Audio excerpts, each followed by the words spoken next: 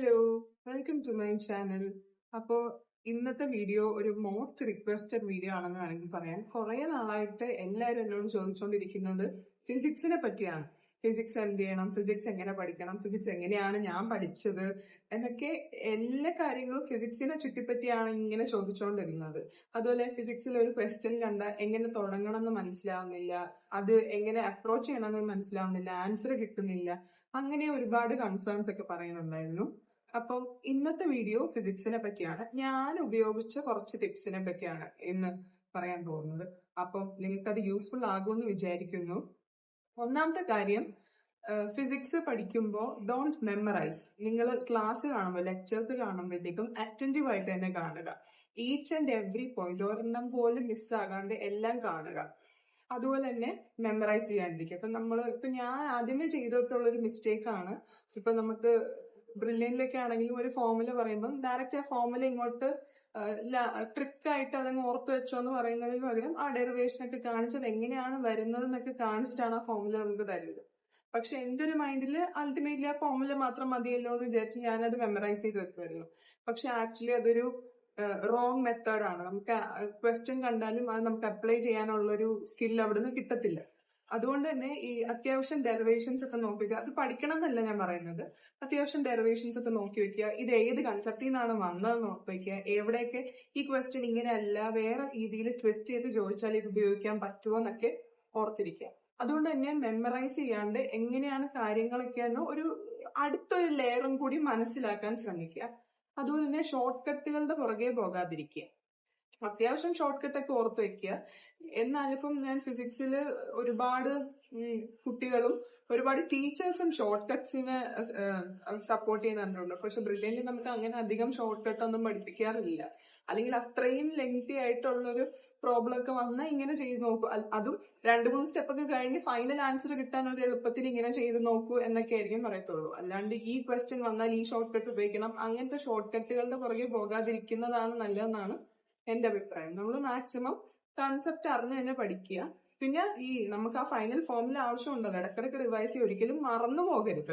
പക്ഷെ അത് മാത്രം സ്റ്റിക്ക് ചെയ്തിരിക്കാതിരിക്കുക.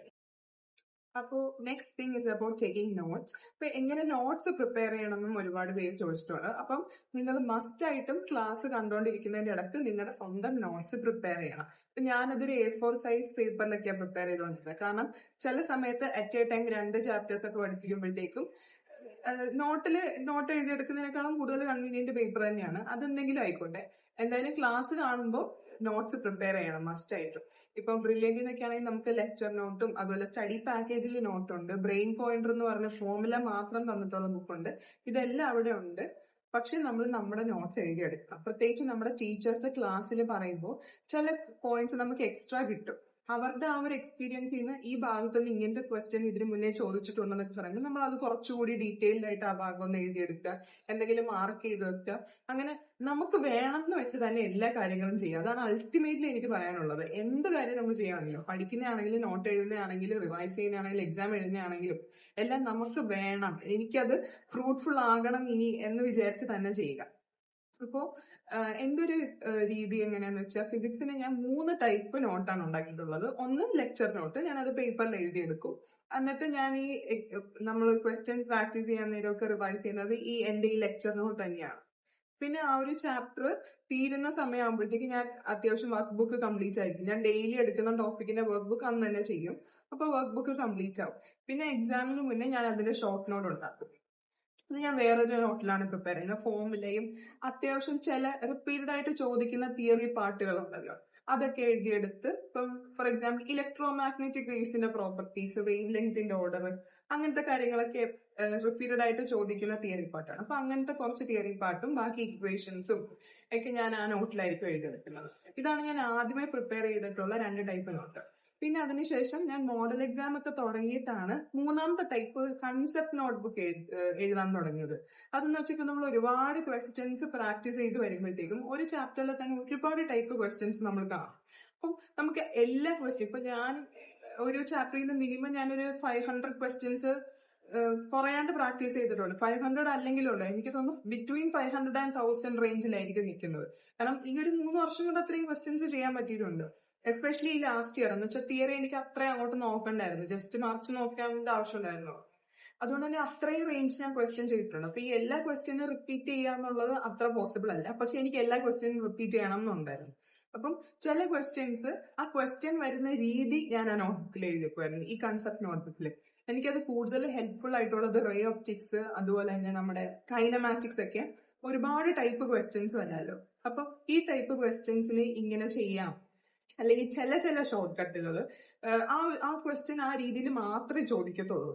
അങ്ങനത്തെ ഒക്കെ ചില ക്വസ്റ്റ്യനിൽ നിന്ന് കണ്ടുപിടിച്ച മെത്തേഡുകൾ ഞാൻ ആ നോട്ട്ബുക്കിൽ എഴുതി വെക്കുമായിരുന്നു. അതിനകത്ത് നോട്ട് ദി ഫോർമുല അല്ലെങ്കിൽ ആ ഒരു ഫൈനൽ ഇക്വേഷൻ അതൊന്നുമല്ല, ഈ ക്വസ്റ്റ്യനിൽ നിന്ന് ആൻസറിലേക്ക് എത്തുന്ന രീതികൾ ഞാൻ ആ നോട്ട്ബുക്ക് മേ ബി ഞാൻ കാണിക്കാൻ പറ്റുമെങ്കിൽ കാണിച്ചു തരാം. എനിക്ക് എങ്ങനെ എക്സ്പ്ലെയിൻ ചെയ്യേണ്ടതെന്ന് അറിയത്തില്ല. ആ ക്വസ്റ്റ്യനിൽ നിന്ന് ആൻസറിലേക്ക് എത്തുന്ന രീതിയാണ് ഞാൻ അതിനകത്ത് എഴുതി വെക്കുന്നത്. അപ്പം ഈ 3 ടൈപ്പ് നോട്ട് മേക്കിംഗ് ആണ് എനിക്ക് ഭയങ്കര ഹെൽപ്ഫുൾ ആയിട്ട് തോന്നിയിട്ടുള്ളത്. ഇപ്പൊ ഇത് അതുപോലെ മിസ്റ്റേക്ക് ബുക്ക് പ്രിപ്പയർ ചെയ്യുന്നതും.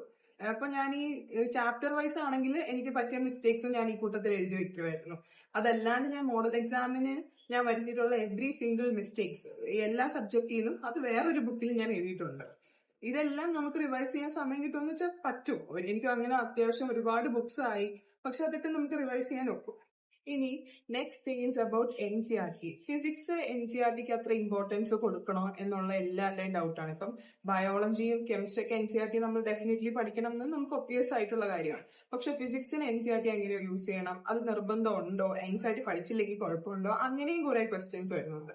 അപ്പം എന്റെ ഒരു അഭിപ്രായത്തില് ഇപ്പൊ നമ്മൾ പ്രിപ്പറേഷൻ തുടങ്ങിയിട്ടുള്ളൂ. ഇപ്പൊ യു ഹാവ് ടൈം. NCERTയിലെ ക്വസ്റ്റ്യൻസും ബാക്ക് എക്സസൈസ് ഒക്കെ എത്ര ഇമ്പോർട്ടന്റ് ആണെന്ന് ഓരോ നീറ്റ് എക്സാം കഴിയുമ്പോഴും നമുക്ക് മനസ്സിലാവുന്നുണ്ട്.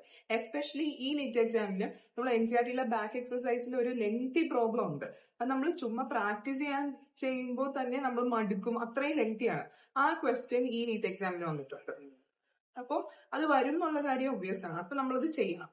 ഈ സമയമാകുമ്പോഴത്തേക്കും നമുക്ക് ടൈം ഉണ്ട്. ഇപ്പൊ നമ്മൾ പ്രിപ്പറേഷൻ തുടങ്ങിയിട്ടേ ഉള്ളൂ, NCERT നമുക്ക് ചെയ്യാനൊക്കെ സമയമുണ്ട്. അല്ലെങ്കിൽ നമ്മൾ അവസാനത്തെ സ്റ്റേജിൽ അവസാനത്തെ പ്രിപ്പറേഷൻ ടൈം എത്തിയിട്ട് ഇനി NCERT ചെയ്യണമെന്നൊക്കെ പറഞ്ഞിരിക്കുന്നത് ഇറ്റ്സ് ആക്ച്വലി ഫൂളിഷ്നെസ്. അപ്പൊ നമുക്ക് സമയമില്ല. ആ സമയം നമ്മൾ കൂടുതലും പ്രീവിയസ് ഇയറിൽ കോൺസെൻട്രേറ്റ് ചെയ്യേണ്ട സമയമാണ്. അപ്പോൾ ഇപ്പൊ വി ഹാവ് ടൈം. ഇപ്പൊ പഠിച്ചു തുടങ്ങുന്നവര് ഡെഫിനറ്റ്ലി നിങ്ങൾ NCERT ഒരിക്കലും ഒഴിവാക്കരുത്. NCERTയിലെ സോൾവ്ഡ് എക്സാംസും ബാക്ക് എക്സസൈസും ചെയ്യണം, നിർബന്ധമാണ് ആ കാര്യം. അതുപോലെ തന്നെ തിയറി നോക്കുകയാണെങ്കിൽ ഇഫ് യു ഹാവ് ടൈം നിങ്ങൾ NCERT വായിക്കുക. ഇനി അതല്ല വായിച്ചിട്ടില്ലെങ്കിൽ NCERT ഹൈലൈറ്റ്സ് കിട്ടുമോ നോക്കുക എവിടെന്നെങ്കിലൊക്കെ. ഇപ്പം I have NCERT highlights physics, അത് ഞാൻ ഷെയർ ചെയ്യാൻ പറ്റുമെങ്കിൽ ഷെയർ ചെയ്യാം.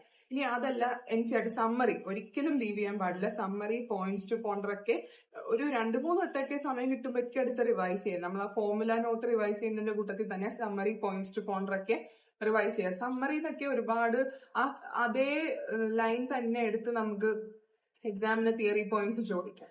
അതുകൊണ്ട് തന്നെ summary, points to ponder, solved എക്സാംസും ബാക്ക് എക്സസൈസും ഒന്നും ഒരിക്കലും സ്കിപ്പ് ചെയ്യാണ്ടിരിക്കുക. പ്രത്യേകിച്ച് ഇപ്പൊ വി ഹാവ് ടൈം. ഈ സമയം നമ്മൾ യൂട്ടിലൈസ് ചെയ്തേ പറ്റത്തുള്ളൂ. ഇനി അവസാനം എത്തിയിട്ട് ഇനി സമയം ഇല്ല, ഇനി പ്രീവിയസ് ഇയർ മാത്രം നോക്കിക്കൊണ്ടിരിക്കുക എന്നൊക്കെ പറഞ്ഞാൽ ഒബ്വിയസ്ലി പ്രീവിയസ് ഇയർ നോക്കുമ്പോൾ നമുക്കത് ബെനിഫിറ്റ് ആകും. പക്ഷെ നമുക്കിപ്പോൾ ഒരു റിസ്ക് എടുക്കാൻ ഒക്കത്തില്ല. അത് മാത്രം പഠിച്ചിട്ട് പോയാൽ എന്താകും എന്ന് അറിയാനൊന്നും അങ്ങനെ റിസ്ക് എടുക്കാൻ ഒക്കത്തില്ല. അപ്പം ഡെഫിനറ്റ്ലി നിങ്ങൾ ഒരിക്കലും NCERT മിസ്സാക്കരുത്. ഇനി നെക്സ്റ്റ് തിങ്, ടൈം ബൗണ്ട് ആയിട്ട് ക്വസ്റ്റ്യൻ ചെയ്യുക എന്നുള്ളതാണ്. ഇപ്പം ഫിസിക്സിന് ക്വസ്റ്റ്യൻ പ്രാക്ടീസ് ചെയ്യണമെന്ന് ഞാൻ പറഞ്ഞിട്ടല്ലല്ലോ നിങ്ങൾ അറിയുന്നത്. അതുകൊണ്ട് തന്നെ ക്വസ്റ്റ്യൻ പ്രാക്ടീസ് ചെയ്യണം ഡെഫിനറ്റ്ലി. അതും ടൈം ബൗണ്ട് ആയിട്ട് ചെയ്യുക. അത് ഈ വട്ടം ഞാൻ ഇംപ്ലിമെന്റ് ചെയ്ത കാര്യമാണ്. ഇതിനു മുന്നേയൊക്കെ ഞാൻ ക്വസ്റ്റ്യൻസ് ചെയ്യുന്നുണ്ട്, 50-100 ക്വസ്റ്റ്യൻസ് ഒക്കെ ഒറ്റ അടിക്ക് ചെയ്യും. പക്ഷെ അത് ചിലപ്പോൾ 3 മണിക്കൂറൊക്കെ എടുത്തിട്ടായിരിക്കും ചെയ്യുന്നത്. നമ്മൾ അങ്ങനെ ഇരുന്ന് അങ്ങ് ചെയ്യും. പക്ഷെ അങ്ങനെയല്ല, ടൈം ബൗണ്ട് ആയിട്ട് ചെയ്യുക. അപ്പൊ നമ്മൾ തുടക്കത്തിൽ ഇറ്റ് വുഡ് ബി ഹാർഡ്, നമുക്ക് ഒറ്റ സ്ട്രെച്ചിൽ ഇത്രയും ക്വസ്റ്റ്യൻസ് ചെയ്യാൻ പാടായിരിക്കും. അറ്റ്ലീസ്റ്റ് നിങ്ങൾ 45 ക്വസ്റ്റ്യൻസ് അറ്റേ സ്ട്രെച്ചിന് ചെയ്യാൻ ശ്രമിക്കുക. കാരണം നമ്മുടെ എക്സാമിന് 45 ക്വസ്റ്റ്യൻസ് നമ്മൾ അറ്റേ സ്ട്രെച്ച് ചെയ്യണം. ആ ഒരു 45 ക്വസ്റ്റ്യൻസ് നിങ്ങൾ ആദ്യം ഒരു 1 hour സമയം കൊടുക്കുക. ഇപ്പൊ ഞാൻ എക്സാമിനാണെങ്കിലും ഫിസിക്സിന് ഞാൻ 1 hour ആണ് കൊടുത്തത്. എനിക്ക് അത്രയും സമയം വേണം ഫിസിക്സ് 45 ക്വസ്റ്റ്യൻസ് ചെയ്യാൻ. പക്ഷെ എനിക്ക് ബയോളജി പെട്ടെന്ന് ചെയ്യാൻ പറ്റും. കെമിസ്ട്രി ആണെങ്കിലും തിയറി ക്വസ്റ്റ്യൻസും ഓർഗാനിക്കും എനിക്ക് പെട്ടെന്ന് ചെയ്യണം. ഇപ്പൊ ഫിസിക്കൽ കെമിസ്ട്രിയും പിന്നെ ഫിസിക്സും ആണ് എനിക്ക് കുറച്ച് ടൈം കൺസ്യൂമിംഗ് ആയിട്ടുള്ളത്. അപ്പോൾ എപ്പോഴും നിങ്ങൾ ഫിസിക്സ് പ്രാക്ടീസ് ചെയ്യുമ്പോഴത്തേക്കും ടൈം ബൗണ്ട് ആയിട്ട് തന്നെ ചെയ്യുക. നമുക്ക് ഒരു കാൽക്കുലേഷൻ ഉണ്ടായിരിക്കണം, ഇത്രയും സമയത്തിനുള്ളിൽ ഞാൻ ഇത്ര ക്വസ്റ്റ്യൻ ചെയ്യും. അതിന്റെ ഇടയ്ക്ക് തന്നെ തിയറി ക്വസ്റ്റ്യൻസ് വരുമ്പോൾ ആ ഒരു ഇത് നമ്മുടെ മൈൻഡിൽ കാണും, തിയറി വന്നു ആ സമയം കൂട്ടണ്ടെന്നൊക്കെ. അപ്പം ടൈം ബൗണ്ട് ആയിട്ട് തന്നെ ക്വസ്റ്റ്യൻസ് ചെയ്ത് പ്രാക്ടീസ് ചെയ്യണം. നെക്സ്റ്റ് തിങ് എനിക്ക് പറയാനുള്ളത്, നമ്മൾ ഫിസിക്സ് ക്വസ്റ്റ്യൻസ് പ്രാക്ടീസ് ചെയ്യുമ്പോഴത്തേക്കും ആ 2 to 5 എന്നുള്ളൊരു ടൈം ഫ്രെയിമിൽ പ്രാക്ടീസ് ചെയ്യാൻ ശ്രദ്ധിക്കുക. ഇപ്പൊ നമ്മൾ ഒരു റാൻഡം ടൈം ഓഫ് ദ ഡേയിൽ പ്രാക്ടീസ് ചെയ്യുന്നതിനേക്കാളും ആ ഒരു സമയം പ്രാക്ടീസ് ചെയ്യുന്നത് കുറച്ചുകൂടി ഹെൽപ്ഫുൾ ആയിട്ട് എനിക്ക് തോന്നിയിട്ടുണ്ട്. കാരണം നമ്മുടെ ബ്രെയിൻ അതിന്റെ മാക്സിമം എഫിഷ്യൻസിയിൽ നിൽക്കേണ്ട ഒരു സമയമാണ് ആ 2 to 5 എന്നുള്ളത്. പക്ഷെ ഇപ്പം നമ്മൾ ബയോളജിയോ വേറെ കെമിസ്ട്രി ഒക്കെ പഠിക്കാൻ നിൽക്കുകയാണെങ്കിൽ എനിക്ക് പേഴ്സണലി ഉറക്കം വരും ആ സമയത്ത്. അപ്പൊ ഞാൻ ലാസ്റ്റ് ടൈമിലൊക്കെ അതൊക്കെ മാറി മോക്ക് എക്സാംസ് എഴുതുന്ന സമയമായിരുന്നു. പക്ഷെ അതിന് മുന്നേ ഞാൻ ഈ സമയത്താണ് കൂടുതലും ഫിസിക്സ് പ്രാക്ടീസ് ചെയ്യാൻ യൂസ് ചെയ്തിട്ടുള്ളത്. അതുകൊണ്ട് തന്നെ നമ്മുടെ ബ്രെയിൻ എപ്പോഴും ഇങ്ങനെ ഒരു മൂഡിയായിട്ടിരിക്കുന്ന ആ ഒരു സമയത്ത് നമ്മൾ കുറച്ചുകൂടി എഫേർട്ട് എടുത്ത് ഉറക്കമൊക്കെ മാറ്റി വെച്ചിട്ട് ഫിസിക്സ് പ്രാക്ടീസ് ചെയ്യാൻ കൂടുതൽ ശ്രദ്ധിക്കുക. കാരണം ആ ഒരു ടൈം ഫ്രെയിമും ഈസ് ആൻ ഇമ്പോർട്ടന്റ് തിങ്. അതും എനിക്ക് മനസ്സിലായത് ഈ വർഷമാണ്. നമ്മുടെ ബ്രെയിൻ അത് യൂസ്ഡ് ആയിട്ട് ഇങ്ങനെ വരണം. ആ ഒരു സമയത്ത് നമ്മളിങ്ങനെ ക്വസ്റ്റ്യൻസ് ആൻസർ ഒക്കെ കണ്ടുപിടിച്ച് അത് ഇങ്ങനെ യൂസ്ഡ് ആയിട്ട് വരണം. അപ്പം ആ ഒരു ടൈം ഫ്രെയിമിൽ തന്നെ ഫിസിക്സ് പ്രാക്ടീസ് ചെയ്യാൻ ശ്രദ്ധിക്കുക. ഇപ്പം കുറെ പേര് പറയുന്നത് കേട്ടിട്ടുണ്ട്, eat the big frog in the morning എന്ന്. ഇപ്പം നമ്മൾ രാവിലെ നേരത്തെ എണീറ്റ് ഫസ്റ്റ് തിങ് നമ്മൾ ചെയ്യേണ്ടത് ഏറ്റവും ഡിഫിക്കൽട്ട് ആയിട്ടുള്ള കാര്യമാണ്. അപ്പം നീറ്റിന്റെ കേസിൽ എല്ലാവരും ഫിസിക്സ് പഠിക്കാനൊക്കെ പറയും. പക്ഷെ എനിക്കത് വർക്ക്ഔട്ട് ആയിട്ടില്ല. കാരണം രാവിലെ എണീക്കുമ്പോൾ തന്നെ നമ്മൾ നല്ല ഫ്രഷ് മൈൻഡ് ആയിട്ടാണ് എണീക്കുന്നത്. അപ്പം ഫിസിക്സ് ചെയ്യുകയാണെങ്കിൽ നമുക്ക് പെട്ടെന്ന് ആൻസർ ഒക്കെ കിട്ടും. പക്ഷെ നമ്മൾ ആ ഒരു ഉറക്കം വന്ന് കുറച്ച് ഷട്ട് ഡൗൺ ആയി വരുന്ന ആ ഒരു സമയത്ത് ഫിസിക്സ് പ്രാക്ടീസ് ചെയ്ത് ഉത്തരങ്ങൾ കണ്ടുപിടിക്കണം. അതാണ് നമുക്ക് നീറ്റ് എക്സാമിന് ചെയ്യാനുള്ള നമ്മുടെ ഭയങ്കര ചലഞ്ചിങ് ഫാക്ടർ ടൈം തന്നെയാണ്. അതുകൊണ്ട് തന്നെ ആ 2 to 5 ടൈം ഫ്രെയിമിൽ തന്നെ ഫിസിക്സും പ്രാക്ടീസ് ചെയ്യാൻ ശ്രദ്ധിക്കുക. ആ സമയം മാത്രമല്ല, ആ 3 മണിക്കൂർ മാത്രമല്ല, അതിന് മുന്നേയും ശേഷമൊക്കെ സമയം കിട്ടുമ്പോൾ ഫിസിക്സ് പ്രാക്ടീസ് ചെയ്യണം. ആ 3 മണിക്കൂർ ഫിസിക്സ് തന്നെ ചെയ്യണം. അതാണ് ഞാൻ ഉദ്ദേശിച്ചിട്ടുള്ളത്. ഇനി ഈ ഹൈ വെയിറ്റേജ് ചാപ്റ്റേഴ്സ് ആ ഒരു പ്രൊപ്പഗണ്ടയിൽ വീഴാതിരിക്കുക. കാരണം നമുക്ക് എല്ലാ ചാപ്റ്റേഴ്സും ഇമ്പോർട്ടന്റ് ആണ്. Definitely there are high weightage chapters ഉണ്ട്, ലൈക്ക് റേ ഓപ്റ്റിക്സ്, ഇലക്ട്രോസ്റ്റാറ്റിക്സ്, അതുപോലെ തന്നെ ഇലക്ട്രോ മാഗ്നറ്റിക് ഇൻഡക്ഷൻ. അതൊക്കെ ഹൈ വെയിറ്റേജ് ചാപ്റ്റേഴ്സ് ആണ്. പക്ഷെ അത് മാത്രം പഠിച്ചാൽ എനിക്ക് ഇത്ര മാർക്ക് കിട്ടുമോ, അത് മാത്രം പഠിച്ചാൽ എനിക്ക് ഫിസിക്സ് 150+ കിട്ടുമോ, അങ്ങനെയുള്ള വീഡിയോകളിലോ അങ്ങനെയുള്ള തോട്ടുകളിലോ വീഴാതിരിക്കുക. നമുക്ക് എല്ലാ ചാപ്റ്ററും ഇമ്പോർട്ടന്റ് ആണ്. നമുക്ക് അറിയുന്ന ഒരു ചാപ്റ്ററിൽ നിന്ന് ഒരു ഹാർഡ് ക്വസ്റ്റ്യനും അറിയാത്തൊരു ചാപ്റ്ററിൽ നിന്ന് ഒരു ബേസിക് ഫോർമുല അപ്ലൈ ചെയ്യാനുള്ള ഒരു ക്വസ്റ്റ്യൻ വന്ന് ആര് വിട്ടു? നമ്മൾ വിട്ടു. അതുകൊണ്ട് എല്ലാ ചാപ്റ്റേഴ്സും നിർബന്ധമായിട്ടും പഠിക്കുക. ഒരു ചാപ്റ്റർ സ്കിപ്പ് ചെയ്യരുത്. ഇത് ഞാൻ ഇപ്പൊ പറയാൻ കാരണം ഇപ്പൊ വി ഹാവ് ടൈം. ഒരു ചാപ്റ്റർ പോലും പെൻഡിങ് ആകാണ്ട് പഠിച്ചു പോകണം. I have seen so many people അവസാന സമയത്തൊക്കെ യൂട്യൂബ് വീഡിയോയുടെ അടിയിൽ വന്നിട്ട് ഈ ചാപ്റ്റർ പഠിക്കണോ, ഈ ചാപ്റ്റർ സ്കിപ്പ് ചെയ്താൽ കുഴപ്പമുണ്ടോ, അങ്ങനത്തെ ആൾക്കാരെ ആകാണ്ടിരിക്കാൻ നോക്കുക. നമ്മൾ എല്ലാ ചാപ്റ്ററും പഠിച്ച് അവസാനം നമുക്ക് റിവിഷനുള്ള സമയമാണ്. ഇതൊന്നും ഓർത്ത് ടെൻഷൻ അടിക്കാൻ നമുക്ക് പറ്റത്തില്ല. ആ സമയം നമ്മൾ എല്ലാ ചാപ്റ്ററും പഠിച്ചു, അത് റിവൈസ് ചെയ്യാനുള്ള സമയമായിരിക്കണം അത്. പുതിയതായിട്ട് ചാപ്റ്റർ പഠിക്കാനോ അല്ലെങ്കിൽ ഞാൻ അന്ന് ഈ ചാപ്റ്റർ സ്കിപ്പ് ആക്കിയായിരുന്നു ഇപ്പൊ എനിക്ക് ഒന്നുകൂടി നോക്കണം എന്നൊന്നും വിചാരിച്ചിരിക്കാൻ നമുക്ക് അപ്പൊ ടൈം ഇല്ല. അതുകൊണ്ട് എല്ലാ ചാപ്റ്റേഴ്സും അതിൻ്റെതായ ഇമ്പോർട്ടൻസ് കൊടുത്ത് പഠിക്കുക. ഹൈ വെയിറ്റേജ് ഉള്ള ചാപ്റ്റേഴ്സ് വരുമ്പോഴത്തേക്കും കുറച്ചധികം എഫേർട്ട് ഇടുക. ലൈക്ക് നമ്മൾ ചെയ്യുന്ന ക്വസ്റ്റ്യൻസിന്റെ നമ്പർ കൂട്ടുക, നമ്മൾ റിവൈസ് ചെയ്യുന്നതിന്റെ നമ്പർ ഓഫ് ടൈംസ് കൂട്ടുക. അങ്ങനെ വേണം ചെയ്യാൻ. നമുക്ക് സിമ്പിൾ ചാപ്റ്റേഴ്സ് ഒക്കെ കുറച്ച് സമയം എടുത്ത് പഠിക്കുമ്പോൾ ഇപ്പൊ ഫോർ എക്സാമ്പിൾ നിങ്ങൾക്ക് റേ ഓപ്റ്റിക്സും ഇ എം വേവ്സും ഒരുമിച്ച് പഠിക്കണം എന്ന് വിചാരിക്കുക. ഇ എം വേവ്സ് പെട്ടെന്ന് പഠിച്ചു കഴിയും, ആ സമയം കൂടി റേ ഓപ്റ്റിക്സിന് കൊടുക്കുക. അങ്ങനെ വേണം നമ്മൾ പഠിക്കാൻ. അല്ലാണ്ട് ഒരു ചാപ്റ്ററും ഫുള്ളി സ്കിപ്പ് ആക്കാൻ പാടില്ല. ഈവൻ നോട്ട് എ ചാപ്റ്റർ, ഒരു ടോപ്പിക്ക് പോലും സ്കിപ്പ് ആക്കാൻ പാടില്ല. ഇനി നെക്സ്റ്റ് തിങ് റിവിഷൻ ആണ്. ഇപ്പൊ നമ്മളിങ്ങനെ പഠിച്ചാൽ മാത്രം പോരാ, പഠിക്കുന്ന കാര്യങ്ങൾ നമ്മൾ റിവൈസ് ചെയ്യാൻ കൂടി ചെയ്യുക. എസ്പെഷ്യലി ഫിസിക്സ് എന്ന് പറയുന്ന ഒരു സബ്ജക്ട് നമ്മൾ കുറച്ച് നാൾ നോക്കിയില്ലെങ്കിൽ പിന്നീട് തിരിച്ച് ആ ചാപ്റ്ററിലൊന്ന് നോക്കുമ്പോൾ നമ്മൾ അത് പഠിച്ചിട്ടേ ഇല്ലാത്ത പോലെയൊക്കെ നമുക്ക് തോന്നും. ഒട്ടും ഫെമിലിയാരിറ്റി ഇല്ലാത്ത പോലെ തോന്നും. അതുകൊണ്ട് തന്നെ റിവൈസ് ചെയ്യുക.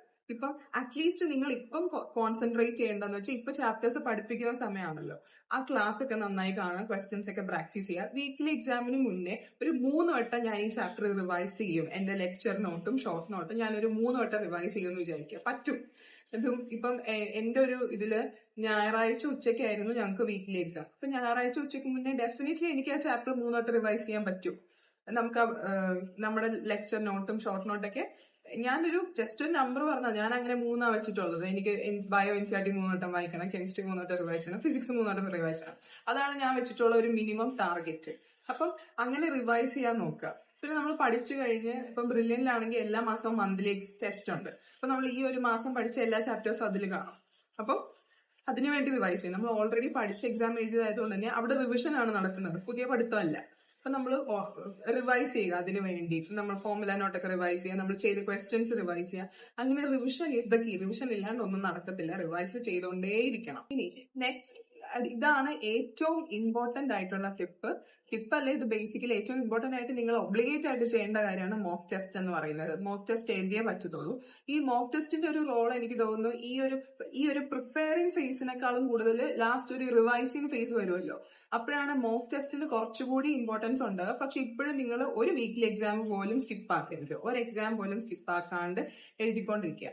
അവസാനത്തെ മോക്ക് എക്സാമിലാണ് നമ്മൾ മാർക്ക് കുറച്ചുകൂടി കോൺസെൻട്രേറ്റ് ചെയ്ത് എനിക്ക് ഈ ഒരു മാർക്കിൽ എത്തണം, എനിക്ക് നെഗറ്റീവ്സ് ഇത്രയും കുറയ്ക്കണം എന്നൊക്കെ ഉള്ള ഒരു ടാർഗറ്റ് എത്തേണ്ടത്. ഇപ്പൊ നമുക്ക് മാക്സിമം ക്വസ്റ്റ്യൻസ് ഫെമിലിയർ ആക്കുക എന്നുള്ള ഒരു അജണ്ട മാത്രം മതി മോക്ക് എക്സാം എഴുതാൻ. മാത്രമല്ല അതാണ് നമുക്കൊരു റിയാലിറ്റി ചെക്ക് തരുന്നത്. നമുക്ക് ആ എക്സാമിന്റെ ഒരു ടൈം ഫ്രെയിമിൽ പല ചാപ്റ്റേഴ്സ്, ഇപ്പൊ ഫിസിക്സിലെ പല ചാപ്റ്റേഴ്സിൽ നിന്ന് ഒരു ക്വസ്റ്റ്യൻ കഴിഞ്ഞാൽ അടുത്ത ക്വസ്റ്റ്യൻ വേറെ ചാപ്റ്ററിലായിരിക്കും. അപ്പൊ അത് ഓർത്തെടുക്കാൻ പറ്റുന്നുണ്ടോ? ബയോളജി എഴുതി കഴിഞ്ഞ് കെമിസ്ട്രിയിലേക്ക് വരുമ്പോൾ കെമിസ്ട്രി മറന്നു പോകുന്നുണ്ടോ? അല്ലെങ്കിൽ കെമിസ്ട്രി കഴിഞ്ഞ് ഫിസിക്സിൽ വരുമ്പോൾ ഫിസിക്സ് മറന്നു പോകുന്നുണ്ടോ? അങ്ങനെ ഒരുപാട് കാര്യങ്ങൾ, ഒരുപാട് റിയാലിറ്റി നമുക്ക് മനസ്സിലാക്കുന്നത് മോക്ക് എക്സാമിൽ തന്നെയാണ്.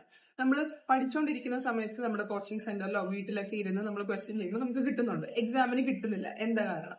അങ്ങനെ ഒരുപാട് കാര്യങ്ങൾ നമുക്ക് മനസ്സിലാക്കി എടുക്കാൻ പറ്റുന്നത് മോക്ക് എക്സാം അറ്റൻഡ് ചെയ്ത് തന്നെയാണ്. നമ്മളൊക്കെ എങ്ങനെയൊക്കെ തെറ്റ് വരുത്താം എന്നൊക്കെ നമുക്ക് മനസ്സിലാക്കി എടുക്കാൻ പറ്റുന്നത് മോക്ക് എക്സാമിൽ വെച്ചാണ്. ഒരു ക്വസ്റ്റ്യൻ ഒരു 100 കുട്ടികൾക്ക് കൊടുത്താല് 100 പേർക്കും 100 ഡിഫറെന്റ് ടൈപ്പിൽ അത് തെറ്റിക്കാൻ പറ്റും.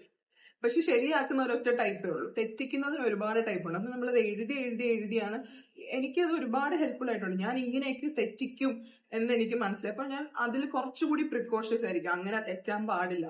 ഫോർ എക്സാമ്പിൾ, എനിക്ക് കുറെ എക്സാംസ് ആയിട്ട് കാൽക്കുലേഷൻ മിസ്റ്റേക്ക് വരാൻ തുടങ്ങി. ഫിസിക്സ് എല്ലാ സ്റ്റെപ്പൊക്കെ കറക്റ്റ് ആണ്, അവസാനം കാൽക്കുലേഷൻ മിസ്റ്റേക്ക് വരാൻ തുടങ്ങി.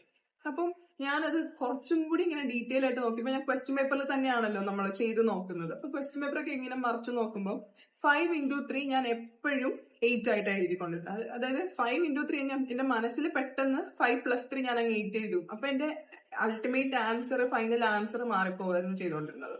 അപ്പൊ അങ്ങനെയുള്ള നമ്മൾക്ക് എന്തൊക്കെ തെറ്റ് വരുത്താൻ പറ്റുമെന്ന് നമ്മളാണ് കണ്ടുപിടിക്കേണ്ടത്. അതിനൊക്കെ മോക്ക് ടെസ്റ്റ് ഒരുപാട് ഹെൽപ്ഫുൾ ആണ്. അപ്പോ ഇത്രയൊക്കെ കാര്യങ്ങളാണ് എന്റെ ഒരു എക്സ്പീരിയൻസിൽ നിന്ന് എനിക്ക് പറയാനുള്ളത്. നിങ്ങൾക്ക് ഇത് ഹെൽപ്ഫുൾ ആകുമെന്ന് ഞാൻ വിചാരിക്കുന്നു. ഇതിന് ഒരു പാർട്ട് 2 വീഡിയോ കൂടി ഞാൻ വിചാരിക്കുന്നുണ്ട്. ഇത് ഞാൻ ഇംപ്ലിമെന്റ് ചെയ്ത് സക്സസ് ആയിട്ടുള്ള കുറച്ച് കാര്യങ്ങളാണ്. ഇതല്ലാണ്ട് ഈ ഒരു 3 വർഷം കൊണ്ട് നമ്മൾ ഒരുപാട് പെട്ടെന്ന് ഒരു ദിവസം ഇങ്ങനെയൊക്കെ പഠിച്ചാൽ നീറ്റ് കിട്ടുമായിരിക്കും എന്ന് വിചാരിച്ചല്ലോ നമ്മൾ ചെയ്യുന്നത്. ഒരുപാട് ട്രയൽ ആൻഡ് എറർ മെത്തേഡുകളുണ്ട്. അങ്ങനെ ഫെയിലിയർ ആയിട്ടുള്ള മെത്തേഡുകളാണ് കൂടുതൽ. ഇപ്പൊ എനിക്ക് തോന്നുന്നു നിങ്ങൾക്കാണെങ്കിലും എന്ത് ചെയ്യണം എന്ന് പറഞ്ഞു തരുന്നതിനേക്കാളും കൂടുതൽ ഹെൽപ്ഫുൾ ആകുന്നത് എന്ത് ചെയ്യരുത് എന്ന് പറയുന്നതായിരിക്കും. അപ്പൊ ഞാൻ ചെയ്ത മണ്ടത്തരങ്ങളും, അല്ലെങ്കിൽ എനിക്ക് ഫിസിക്സിൽ ഞാൻ ചെയ്ത ആദ്യമേ ചെയ്ത മണ്ടത്തരങ്ങളും, പിന്നെ ഞാൻ അത് എങ്ങനെ റെക്ടിഫൈ ചെയ്തതെന്നും ഒരു വീഡിയോ ചെയ്യാൻ ഞാൻ വിചാരിക്കുന്നുണ്ട്, ഇതിന്റെ ഒരു പാർട്ട് 2 ആയിട്ട്. അപ്പോഴാണ് ഈ ഒരു വീഡിയോ കംപ്ലീറ്റ് ആകത്തുള്ളൂ എന്ന് ഞാൻ വിചാരിക്കും. കാരണം നമ്മൾ എന്തെങ്കിലും ഒരു കാര്യം ചെയ്യുമ്പോൾ അത് അവർക്ക് ഫുൾ ബെനിഫിഷ്യൽ ആകണം എന്ന് നമ്മൾക്കൊരു ഉറപ്പ് വരുത്തണമല്ലോ. അതുകൊണ്ട് ആ ഒരു പാർട്ട് 2 വീഡിയോ ഞാൻ പ്രിപ്പയർ ചെയ്യാൻ ഉദ്ദേശിക്കുന്നുണ്ട്. അപ്പൊ നിങ്ങൾക്ക് എല്ലാവർക്കും ഇത് ഹെൽപ്ഫുൾ ആയി എന്ന് വിചാരിക്കുന്നു. ഹെൽപ്ഫുൾ ആകുവാണെങ്കിൽ നിങ്ങളുടെ ബാക്കി നീറ്റ് കോച്ചിങ് ഒക്കെ എടുക്കുന്ന ഫ്രണ്ട്സിന് ഷെയർ ചെയ്ത് കൊടുക്കുക. ഓൾസോ നിങ്ങളുടെ കമന്റ്സ്, നിങ്ങളുടെ അഭിപ്രായങ്ങൾ കമന്റ് ചെയ്യുക. ഹെൽപ്ഫുൾ ആണോ, ഇനി എന്താ കൂടുതൽ ഇൻക്ലൂഡ് ചെയ്യേണ്ടതും, അതുപോലെ തന്നെ ആ ട്രയൽ ആൻഡ് എറർ ആയിട്ടുള്ള മെത്തേഡുകൾ പറയണോ വേണ്ടേ, അതും കൂടി കമന്റ് ചെയ്യുക. പിന്നെ സബ്സ്ക്രൈബ് ചെയ്യുക. അത്രയൊക്കെ ഉള്ളൂ.